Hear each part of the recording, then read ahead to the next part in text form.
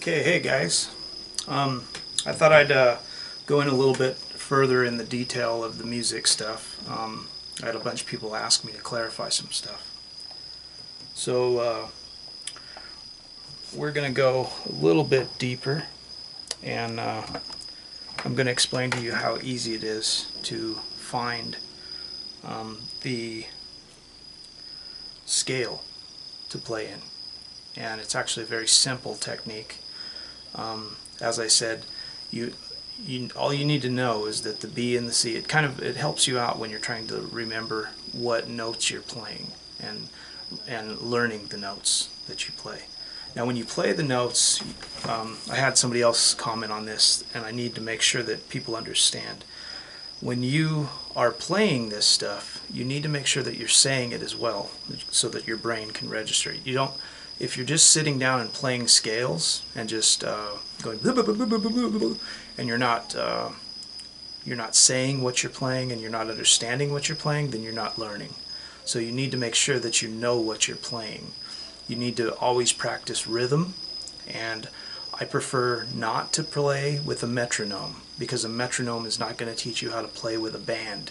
It's better for you to get on YouTube. You can do it nowadays. Get on YouTube and grab a backing track, and you can easily play to a backing track, because that will help you play with a band. Okay? And to use these techniques, like I say, you only need to know that E and F and B and C are the two notes that are together. And when you know that the note in between it is a D, right? So if you find two notes that go together and then two notes that go together, you know that there's one note in between it, that's D. And then to lead up to that note, now that you found this one and you got the middle one, you know that you skip a note because it's whole step, and then a half step. So by knowing the whole steps and the half steps, and also by knowing whether you're playing in major or minor, because then you know that it's a whole step and a half step, and then a whole step. So it changes. So by knowing that, you can figure out whether you're playing in major, minor, right? So what I'm going to show you is I'm going to play an E, and I'm going to drone a note in E, and then I'm going to play E. Now what you need to, like I say, there's many different things, and what you need to understand is what you're hearing. You're hearing the root note. So there's E, there's also D double sharp, there's F flat, and there's E, and then there's E minor. So all of those can be played with the actual scale that you're in. Also, if you're playing, say, the root, the third, the fifth, and the sixth, and then back to the root, each time you play those notes, you can also play a little bit of that scale as well, you know. So those are things that you can also learn, that you can slowly get that, but that's more difficult stuff. This is stuff to just get your foot in the door and get you to understand how it works. Now I have on the floor, I have a line 6 DL4, I think it is. Yeah, line 6 DL4, it's a delay pedal. And it has a looper on it. You can do like an 18-second loop. And then I have a Boss RC300, which is also a looper. So what we're going to do is we're going to make a rhythm, and then we're going to play around, and I'm going to show you how to find the scale really quickly. And then to start playing something with that scale, and allow you to keep rhythm and time with other people, because you want to make sure that you're counting off. You want to have a good internal clock. How you get that internal clock is by playing with people. Okay? By playing a metronome, that's fine. But you see, the thing is a lot of guys don't play with metronomes. So if you get into a band, everybody has to play together. And the easiest way to play together is to practice as if you were going to play together. So if you're getting online and you're listening to stuff and you're playing along with stuff, it helps you kind of adjust your timing as you're going, because that's usually what's going to happen when you play live with other people, is guys are going to fall back, guys are going to rush time, stuff like that, and you're going to constantly have to be kind of ebbing and flowing to keep on track. And if you don't know how to do that, when you start playing on stage and you're all like 1, 2, 3, 4, 1, 2, 3, 4, and everybody else is fucking off, you're going to be holding up the band. Basically, you're going to be making the band sound bad, though you're doing what you're supposed to be doing. So that's why you really need to not practice with a metronome. You need to practice with live bands. And the way you do that is get backing tracks. And you also can just get online and play a video and just play something, you know, from the video. So what I'm going to be using today is a bass, not a guitar. I'll be using a bass because it's a little bit easier. There's only 4 strings and you can see what's going on. Okay, so let's get to this. We're going to be playing an E, and like I said, we're going to fluctuate between E, E minor, and F flat, and D double sharp. Okay. This is my bass. It's an acoustic.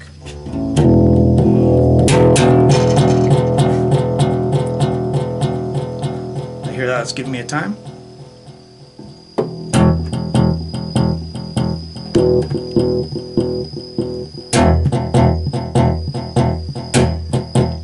So that's my time. Okay, that's going to give you a timing. So let's go.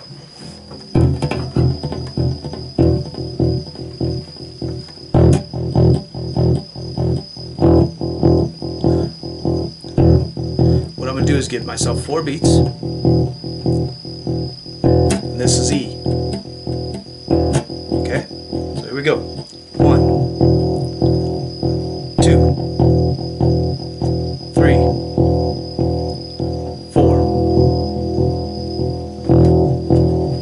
Okay, here we go. Now I've got my beats.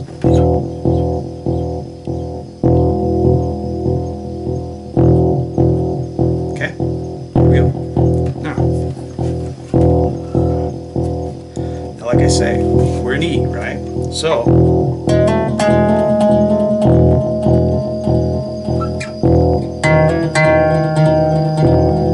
there's those 2 notes. And we know there's 1 note in between it. Because it's a whole step, right? So we can go.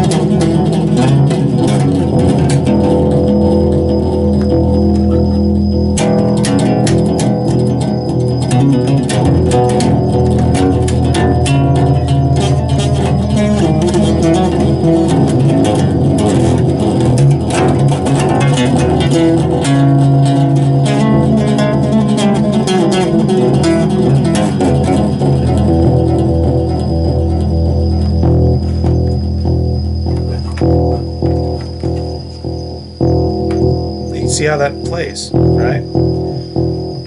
It's very easy for you to practice that way and to figure out how to play a scale, but you need to know what you're playing.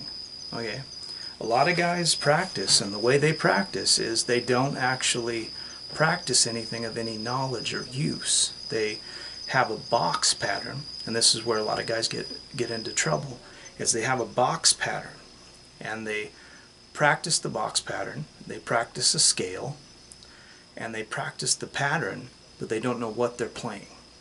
And the problem that you're going to have with that is the most important thing is knowing what you're playing, not how to play the pattern. So what I would say, people always ask me, how hard is it to learn the notes on the neck of the guitar or the notes on the piano? The easiest way to do it is every day. It can take you 12 days. Okay? You want to know these notes. Start with that. What notes are they? E, A, D, G, right? Now what's these notes?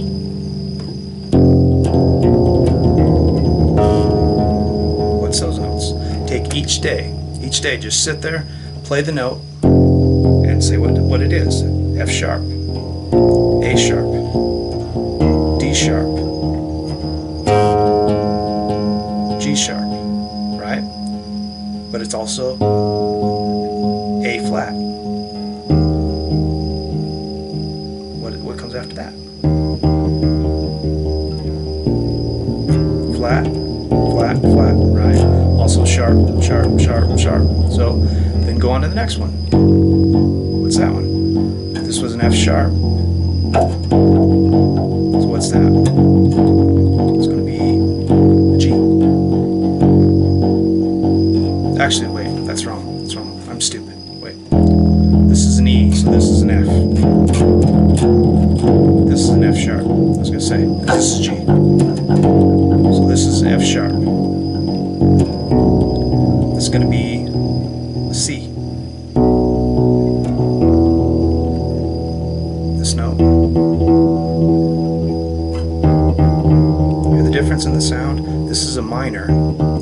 It's a minor. What would be a minor note, depending on the scale.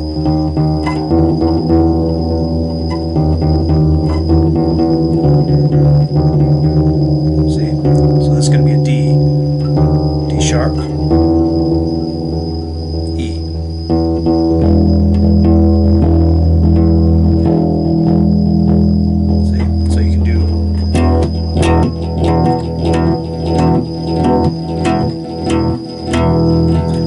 That stuff, it helps you find chords, if you know what the chords are, you know. So if you want to do chords like